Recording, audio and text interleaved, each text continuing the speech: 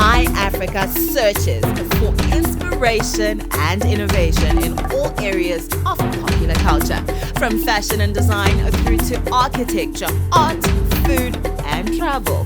The focus is on outstanding individuals doing extraordinary things on the African continent. The show presents creatives in their home nations, visiting renowned designers, musicians, architects who are leaving their mark on the young continent. Join me, your host, Rugarim Dukwani, as we take a round trip across Africa and get to be inspired, motivated, and future-oriented. iAfrica, celebrating the African story. Welcome to this first segment of iAfrica, where I am joined by a man who is definitely stylish. I've been complimenting him from the moment I walked into this room. His name is Mr. Rocca London, who is the founder and also the creative director of his personal brand, Mr. Rocca London. Hello, Mr. Hello. Rocca London. Oh my God, I was just listening to you like, is that me? Yes, that's you. Look at you as you're seated right here. I'm looking at the watch, the shirt, the tie, the stockings. What do I even call? Are they stockings or socks? Let me get it correct. They're over-the-cuff socks. They're over-the-cuff socks. Yeah, they get up to here. Love it, love it, love it. Yeah. See, this is one of the things I love about this program, is the fact that I learn something new every day. Great. Now, for those that don't know you, Yeah. who is Mr. Rocca London? So my name is Craig. Mm-hmm. Affectionately known as Mr. Rocca. I'm the creative director and the founder of Mr. Rocca London. We are a bespoke tailoring house. We specialize in, we sell confidence. Yes. We help men and women, discerning gentlemen and ladies, to express themselves authentically and be the best version of themselves through dressing. So what we do is we do styling, we do personal shopping, and then we also do the bespoke tailoring of their suits and shirts. Can you break it down for the layman who's never heard of the term bespoke? What exactly is bespoke? Okay, so usually when you go into a shop, right, when you want to buy a suit, it's most likely that you're going to get an already made suit. Yes. So what you just do is you tell them that, okay, I'm a size 40 jacket and size 34 trousers. And then you can just go into their warehouse, into the shop, and then they just pick the size 40 and 34, and then they give it to you. But now what we do is, because those suits are made for a perfect body, which is a mannequin. Most of us men in general, we don't have perfect bodies, right? We have bigger bellies, bigger necks, and long arms if you're like 6 foot tall. So those type of men, they struggle getting the perfect suit that can suit them so well. So now we came up with this idea of creating what's called a bespoke suit. So what that means is you come to us and then we take the measurements of your body. Yes. We take about 25 measurements. So we measure almost every part of your body. And then we create a pattern for you for the suit. Then we make the suit after. Yeah. So during that process, we have to bring back the suit, you try it on, we adjust it, take it back. So it's an extensive process that can take a few weeks until we come up with a perfect suit for you. I feel, especially for me, like I've got long arms. Yeah. So if I just walk into a store and I ask for a blazer, sometimes I have to go for a bigger size in order for me, and then I get it tailored. So perfect. Yes, it's a lot. For people like me, I can just come straight to you. Yeah. And you've mentioned that it's an extensive process which takes a number of weeks. Yeah. Now, do you have like a number of tailors, or for you're just the creative behind it? Yeah. So we got a team of tailors, Italian tailors, even though we're based in the UK. So all these suits are made in the UK. Yes. I only come here every other month just to service my clients. We do hand delivery, so that's why I'm more often in the country, and then take orders, go back, make them, and then come back again. So that's how we work. It's usually by appointments only. Even though now we have a shop at the airport, we sell our accessories like your ties, your scarves, socks, and all the other accessories that gentlemen and ladies can get. But the actual suits are obviously made in the UK. I've noticed that not only are you based in the UK, you also service the South African market. Yeah. Looking at your expansion, where else do you see yourself going, and how has that been, like the uptake? Let's start from the uptake and where you're seeing yourself maybe, in the next 3-5 years. Okay, so we are an international brand as is, right? It's only that the majority of our clients, I think about 65% of our clients are in Zimbabwe. Some are in England, some are in Australia, South Africa, and the United States and Canada. So what we do is, because we're based in London, so we can distribute world over. But when it comes to shops themselves, we're going to have a lounge in South Africa, a lounge in Zimbabwe, a lounge in Dubai, so that at least it's easy access to all the other countries that we're going to do. That's in the next 5 years. I love that. Yeah. You mentioned that the tailors are Italian. Where do you source your fabrics? Because looking at these fabrics and just feeling them, this is fine fabric right there. Yeah, so this is an Italian mill, or an Italian fabric supplier. So you can see how fine and soft they are, and they're all season as well. So usually when it comes to fabrics, it depends on the season, right? So, and the weight of the fabric.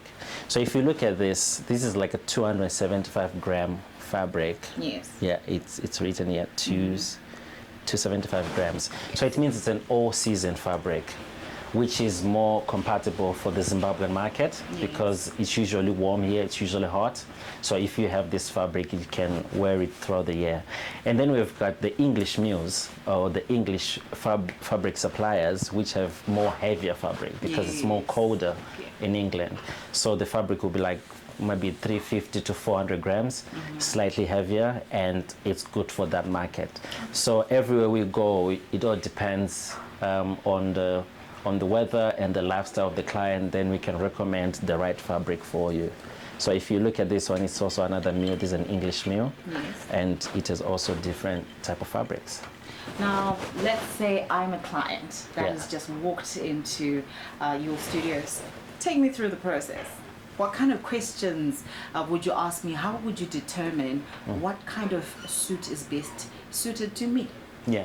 So first of all, we don't take in walk-ins. It's appointments only. So, but obviously, so we have a shop at the airport. So if you were to walk into the shop at the airport, we have to arrange an appointment because we want you to feel the experience of bespoke tailoring. So once that is done, we do a later date. When you come to us, or we come to you, to your office or to your house, we have to qualify you. We have to understand your need, because the whole idea is to solve a problem. So we need to know if we were the perfect fit, because otherwise you might as well just go into the shop and just buy it. So we then get the appointment or the consultation. We get to understand you. We get to understand the challenges that you've been facing with your current tailor or your current shops that you've been buying. And then once we see that there's an alignment and you qualify to get our services, then we can take it from there. So the next stage is for you to go through the fabric and find something that you like. It's also very important for us to understand your lifestyle. Do you wear suits every day? Do you do a 9 to 5? Are you a corporate person? Is this for a wedding? Is it for just a special occasion? We need to understand all that so that we can also recommend the first fabric that you need to be touching. So after that is done, then we take your measurements. We do, again, like what I said earlier, we take about 25 measurements to just make sure that we capture the right measurements and your body type and everything is considered. After that's done, then we go into the creative process of the suit. As you might know, suits, they come in different styles. So we've got the single breast, you've got the double breast, you've got the notch lapel, you got the peak lapels. So all that, we need to sit down and start you pick exactly what you want. Yeah. So once that's done, then we can go back into the factory, we create your pattern, we create your suit. After maybe 2 or 3 weeks, we come back, we give you the suit to try on. If it needs any adjusting, we take it back again until it fits. You know, Ethiopian, you can tell. A South African, you can tell. No matter what they're wearing, you can still tell that this person is South African from the way they dress. Yes. So I think Zimbabwe needs to be more authentic with who we are as a people and what we wear. It doesn't matter if you're going to wear a plain white t-shirt or if you're going to wear a suit, but it should have the Zimbabwean aesthetic that shows that this is authentically Zimbabwean. The bad thing about trends is you're going to be wearing it today, but you can't wear it next month. Exactly. Yeah. So this is also the other challenge that you've been trying to address. The kind of suits that you make and the shirts that we make, 20 years from now, you can still be wearing it. Yeah. 50 years from now, you can still be wearing it. So we always encourage our clients to be very conservative and very classic. So we make timeless classic pieces that 50 years from now, you should be able to hand it over to your son or your grandkids and they can still rock it. My first suit that I wore in 2009 was when my grandfather died. Okay. And that suit was made like in the 60s. So I inherited that suit and I felt so great. And that's when my journey started. Like, you know what? I just want to be wearing suits every day. But it was a suit that was made probably 50 years ago. So that's the same thing that we need to be doing, like to be very authentic, to be very conservative, and everything else we'll figure out along the way. Right. Thank you so much for your time, Mr. Rocca. You're welcome. In the words of Jadina, I'm a classic man. So you need to also strive to be classic in your choices of fashion. And make sure when you choose those classic pieces, you know that they're timeless. They transcend time and trends. This has been our very first segment of iAfrica. Stay tuned for the next one. Yo, you will see me contorting because we are going to a dance and yoga studio. iAfrica searches for inspiration and innovation in all areas of popular culture, from fashion and design through to architecture, art, food, and travel. The focus is on outstanding individuals doing extraordinary things on the African continent.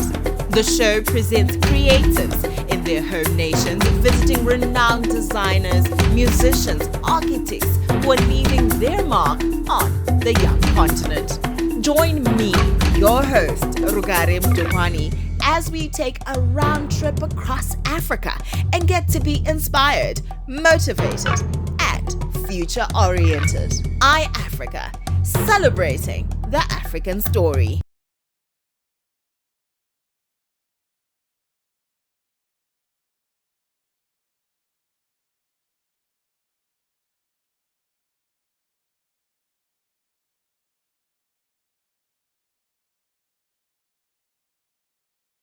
iAfrica searches for inspiration and innovation in all areas of popular culture, from fashion and design through to architecture, art, food, and travel. The focus is on outstanding individuals doing extraordinary things on the African continent.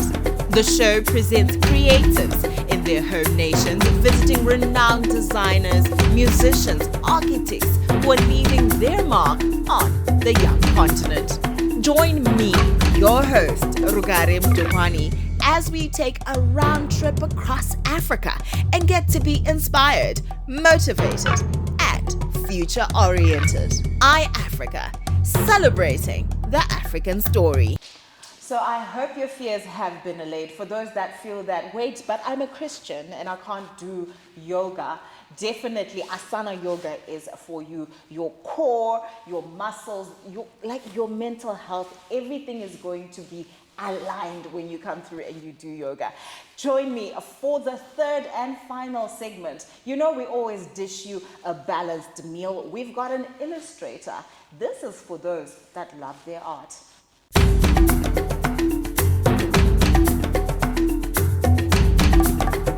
I'm now joined by the yoga and Pilates instructor, Nomi. I learned a new word today. I was calling it Pilates all along, but apparently it's Pilates. Yes. Hi, Nomi. How are you? I'm good, and you? I'm great, thanks. You took me through an awesome session. Was that beginner, intermediate, or experienced? Well, that was a beginner one. Wow. Okay. Yes. My muscles are happy. So tell me about yoga for the viewers that have never even heard about yoga. Well, yoga actually started in Africa. Really? Yes. We thought it was an Asian exercise. Well, you see, it came from India, and there are also some other roots where it came from Egypt. Ah, okay. Yes, Yeah. and mainly the brown and the black people did it for spiritual growth. But as time went on, it became more modernized. Okay. So there's the Eastern yoga, which is mainly on the spiritual side. And then there's the Western yoga, which is the one that I focus on. Oh. Yes, on the physical and mental health of individuals. So you find out, like, the one that I do is called asana yoga because yoga is so broad. There's the spiritual, the mind, the physical body, and so many things. Yes. So I mainly focus on the physical one, which is the asana yoga, and it has got so many benefits. How is the uptake? Like, how do people, African people, react to yoga? Are they open to it, or are they a little bit like, we're not sure about this? Well, yeah, that's a really tricky one because most people, they don't know much about yoga, and they tend to believe that yoga is more on the spiritual side, which is the Eastern yoga. But then there's the Western yoga, which is more physical. And most people, when they come to the studio, they'll be like, I'm a Christian. Yes. I want to do Christian yoga. I'm like, I do physical yoga, mainly for your physique and flexibility. I don't go deep into the spiritual side because I myself am a Christian. Right. Now, for your last question before I let you go. Now, is this like going to the gym? Because someone will be like, no, but you're just stretching and you're doing this and you're doing that. Is it equal? Is yoga equal to me going and running on the treadmill? Well, I could say it's more beneficial than going to the gym. Right. Yes, because to the gym, you're mainly looking at the physique, right? But with yoga, it has a benefit with your mental health, right? So you get to accept yourself the way you are. You get to think of yourself in a positive way. And that you might not really get it in the gym unless if you reach your goal, your body goal. But then if you come for yoga class, you learn to accept yourself first. You work out because you love your body. Yes. You don't just work out so that you get to love your body. No, you first love your body, and that way you get quicker results because you already have changed your mind, and with a better mind comes a better body. Right. I can see the benefits on your body. The posture is amazing. Thank you. Thank you, Nomi. Thank you so much. Right, that was Nomi, the yoga and Pilates instructor right here at the dance studio. I hope your fears have been allayed. iAfrica searches for inspiration and innovation in all areas of popular culture, from fashion and design through to architecture, art, food, and travel. The focus is on outstanding individuals doing extraordinary things on the African continent. The show presents creatives in their home nations, visiting renowned designers, musicians, architects who are leaving their mark on the young continent. Join me, your host, Rugarim Dukwani, as we take a round trip across Africa and get to be inspired, motivated, and future-oriented. iAfrica, celebrating the African story.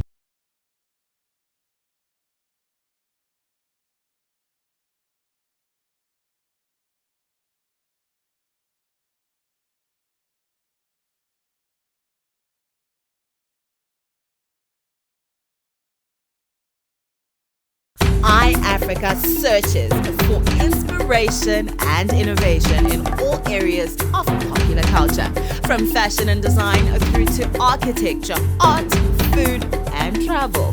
The focus is on outstanding individuals doing extraordinary things on the African continent. The show presents creatives in their home nations, visiting renowned designers, musicians, architects who are leaving their mark on the young continent. Join me, your host, Rugarim Dukwani, as we take a round trip across Africa and get to be inspired, motivated, and future-oriented. iAfrica, celebrating the African story. Welcome to the third and final segment of this week's episode of iAfrica. This one is for those that love to sketch, that love to take what they have in their minds and put it on paper. I'm joined by an illustrator. Not only is she an illustrator, she's an award-winning illustrator. Welcome to the show, Tatinda. Thank you so much for having me. It's a pleasure. Now, can you please tell the masses what exactly is an illustrator? Okay, an illustrator is basically an artist who draws, mainly with lines, not really painting, but sometimes you can paint, but you're illustrating whatever you're saying. Yes. Now, what inspired you to draw? I've always loved drawing ever since I was a kid, and I just used to draw as a hobby. Yes. And then with time, I never really saw myself as someone who could take it up as a career. But through the support of my family, they noticed that I loved drawing a lot, and basically they supported me into getting into art school. And from then on, I really felt like, yes, this is something I can do for a living. Right. So I know that you have your published works, right? Before we even get into the published works, let's talk about the publishing journey. Did you face any challenges? Because I can just imagine how much it takes in order for you to actually get published. In this day and age, we are very, very privileged because we have the ability to self-publish. Okay. So most of my work is self-published, which makes a whole lot of things so much easier. You don't always have to now wait for the publisher to pick you up. But when you self-publish, you get to put your work out there, and the publishers can also quickly notice you as well. Okay. Yeah.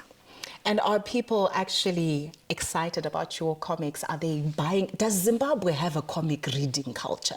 Zimbabwe does have a comic reading culture, right? But I'll have to say it is like a niche culture. And thanks to events that we have, like the Comics Post Convention, Converge, it gathers around all artists, illustrators, and they create a platform for us to sell our work, to market our work. So people have been able to read my work and love it and ask for more. So that's been great. Oh, that's amazing. So you have Kurotswa.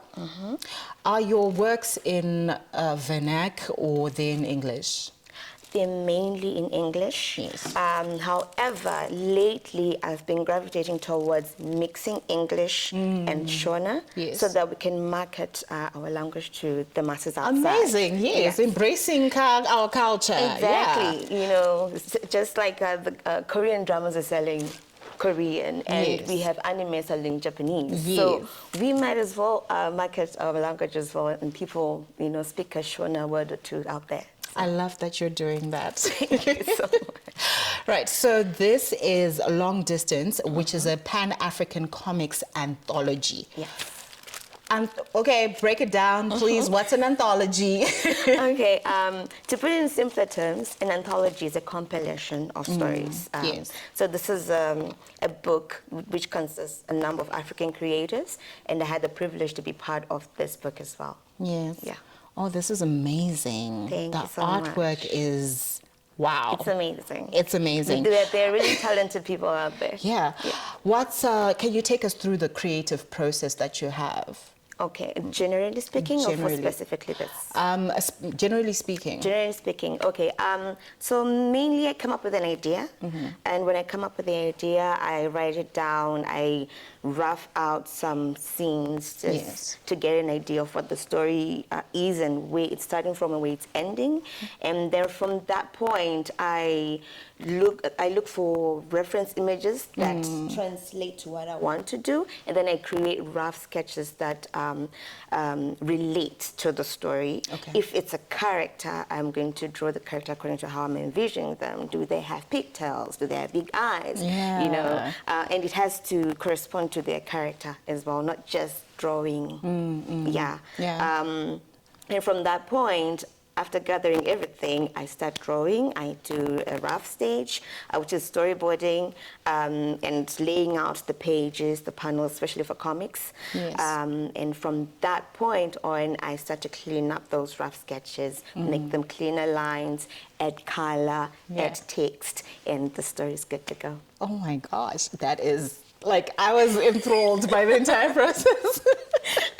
Thank you so much. So for the parent that is looking at their child and they're saying, wait, I've noticed that my child loves to scribble, loves to draw, and they want to encourage their child to become an illustrator. Because, I mean, we're African, right? Yes. Usually, I love the fact that you said your parents supported you. Because, I don't go draw. True. I've heard stories, horror stories. Yes.